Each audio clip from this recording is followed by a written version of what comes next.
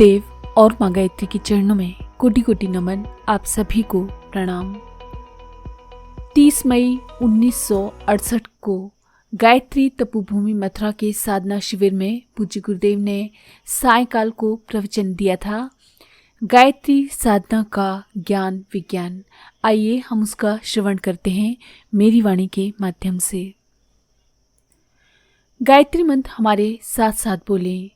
ओम भूर्भुवः स्वः तत्सवितुर्वरेण्यं भर्गो देवस्य धीमहि धियो यो नः प्रचोदयात्। देवियों और भाइयों, गायत्री महामंत्र अध्यात्म की अमूल्य निधि है। ये वैसे छोटा सा 24 अक्षरों का मंत्र है, पर ये उस वट वृक्ष के बीज के समान है जो उग आने से विशाल वृक्ष हो जाता है। उसके पत्र और शाखाएं जिस प्रकार से पल्लवित होती हैं, उसी प्रकार ये संस्कृति का मूल गायत्री मंत्र बहुत शक्तिशाली महान मंत्र है। इस गायत्री मंत्र की 2 शाखाएं हैं, जिनमें एक है विज्ञान शाखा और दूसरी है ज्ञान शाखा। भौतिक जीवन में कठिनाइयों का शमन करने वाली शाखा विज्ञान शाखा होती है तथा आंतरिक आत्मा के संस्थानों को जागृति की ओर ले जाने वाली शाखा को ज्ञान शाखा कहते हैं। हमें सदाचार रूपी ये शिक्षाएं हमारे छोटे से जीवन बनाने की ओर ले जाती हैं। महानता का प्रकाश गायत्री के रूप में आत्मा के भीतर आता है। महानता जागृत करने की विधि इस गायत्री मंत्र के प्रत्येक अक्षर में भरी पड़ी है। मैंने गायत्री के 2 स्वरूप सावित्री और गायत्री बताए थे। सावित्री उसे कहते हैं जो विज्ञान की भूमिका है, जो जीवन के अभावों को समाप्त कर सांसारिक आवश्यकताओं की पूरी करती है। जो ज्ञान के रूप में शरीर में प्रविष्ट हो, उसे गायत्री कहते हैं। पौराणिक अलंकार के अनुसार गायत्री और सावित्री ब्रह्मा जी की 2 पत्नियां थीं। प्रथम ऐसा बताया गया कि भगवान के उदर में से निकले कमल पुष्प में ब्रह्मा का जन्म हुआ और वे प्रेरणा पाकर तप करने लगे। तप करने पर उन्हें आकाशवाणी द्वारा आदेश मिला कि गायत्री का जप करो। गायत्री के जप का नाम ही तप है।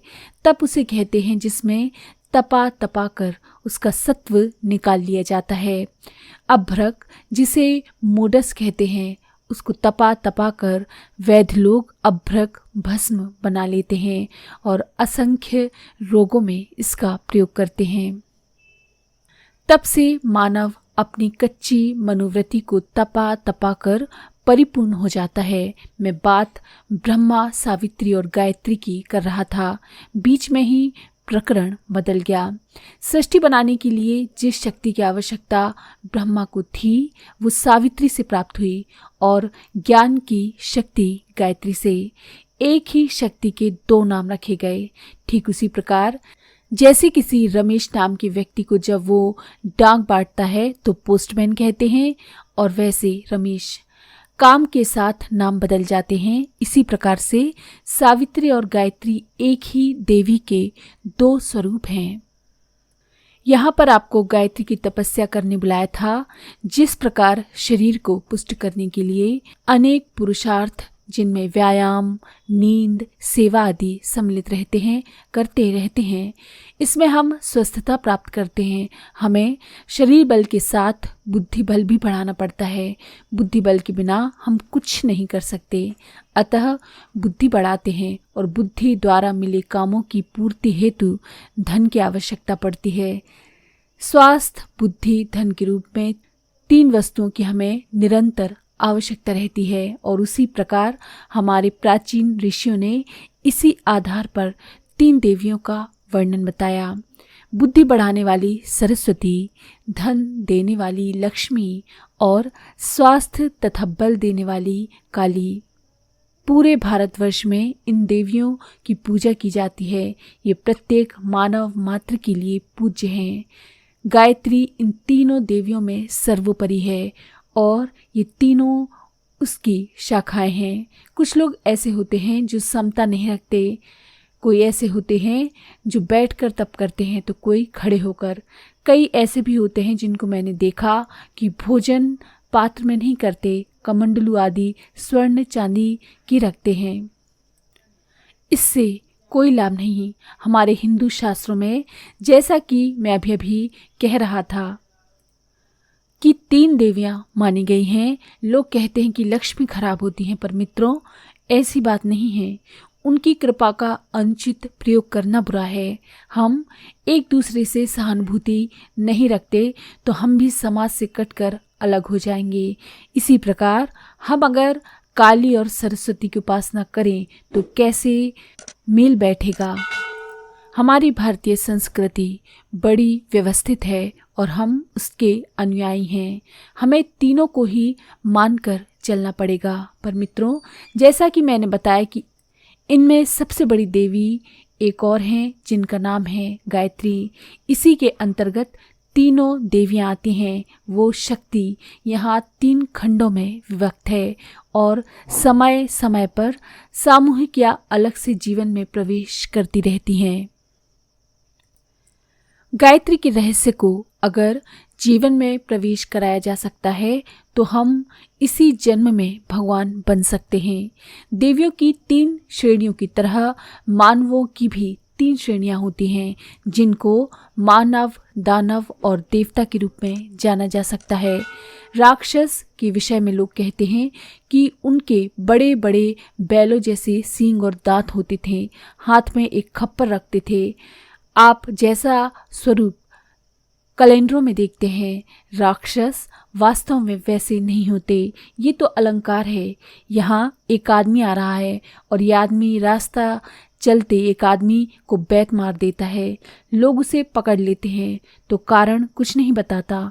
आप ही बताइए कि वह राक्षस नहीं तो क्या है। आप कहेंगे राक्षस का पेट बहुत मोटा होता है। मित्रों, मोटे पेट वाले राक्षस नहीं होते, शिकारी होते हैं। बड़ी निर्दयता से पक्षी को मार देते हैं और पेट की भूख मिटाते हैं। पेट की भूख के लिए भी दूसरों को मारने वाला राक्षस ही होता है।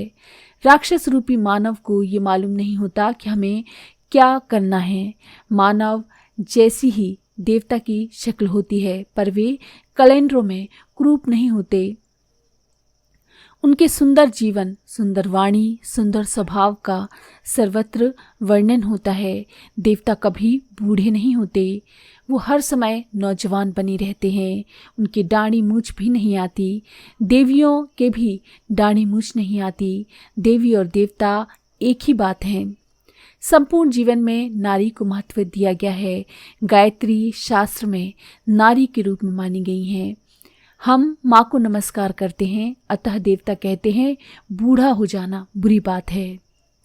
जिसकी आंखों में अंधेरा आ जाता है, जिसके जीवन के अंतराल में गंदी भावनाएं आ जाती हैं, जो हमेशा पुरानी बात कहता रहता है।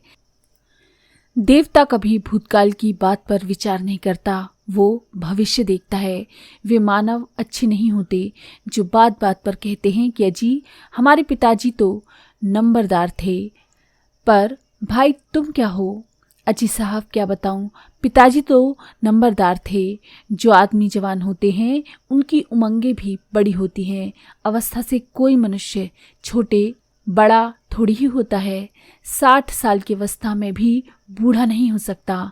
आप पंडित सातवलेकर जी को देखिए, उनकी उम्र 102 साल की है और उनका उत्साह देखिए जैसे नौजवान हो। अभी उनका दिल्ली में नागरिक अभिनंदन किया गया था। 50,000 का चेक उन्हें वेदों पर शोध करने के लिए दिया गया। वे एक साधारण से फोटोग्राफर और ड्राइंग के टीचर थे। 55 वर्ष की अवस्था में रिटायर हो गए और उनने संस्कृत पढ़ना शुरू किया और वे वेद के भाष्यकर्ता बने। ये होती है जीवन जीने की कला। जो आदमी कभी भी निराश नहीं होता, वो जीता रहता है। जो हिम्मत रखता है, आगे बढ़ता रहता है। गायत्री की शक्ति वैसे बड़ी बताई गई है। ये महान शक्ति देती है। उनमें से सबसे बड़ी शक्ति का नाम है आत्मबल। आज के लिए इतना ही। अगले वीडियो में हम आत्मबल की महिमा को जानेंगे।